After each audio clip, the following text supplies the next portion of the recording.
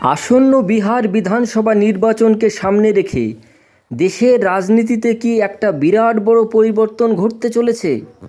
Modi magic আর নীতীশের জাদু কি ঢলতে শুরু করেছে?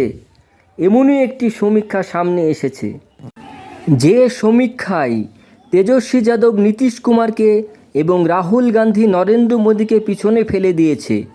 পোল্টাকারের জনসমীক্ষা অনুসারে মুখ্যমন্ত্রী হিসাবে বিহারের জনগণের প্রথম পছন্দ তেজস্বী যাদব। 47% মানুষ মুখ্যমন্ত্রী হিসাবে পছন্দ করেছেন তেজস্বী যাদবকে, 31% মানুষ মুখ্যমন্ত্রী হিসাবে পছন্দ করেছেন নীতীশ কুমারকে, 9% মানুষ পছন্দ করেছেন প্রশান্ত কিশোরকে, 17% মানুষ অন্য কাউকে পছন্দ করেছেন। এই সমীক্ষা অনুসারে এনডিএ জোট পেতে পারে 112টি আসন, ইন্ডিয়া জোট পেতে পারে 126টি আসন, প্রশান্ত কিশোরের জনস্বরাজ দল পেতে পারে 1টি আসন, অন্যান্যরা 10টি আসন পেতে পারে। মানে সরকার গঠনের ক্ষেত্রে এনডিএ জোটের চেয়ে অনেকটাই এগিয়ে আছে ইন্ডিয়া জোট। প্রধানমন্ত্রী হওয়ার পর থেকেই নরেন্দ্র মোদী সব সমীক্ষায় জনপ্রিয়তার শীর্ষে ছিলেন, কিন্তু পোল্টাকারের জনসমীক্ষা অনুসারে জনপ্রিয়তার শীর্ষে উঠে এসেছেন রাহুল গান্ধী।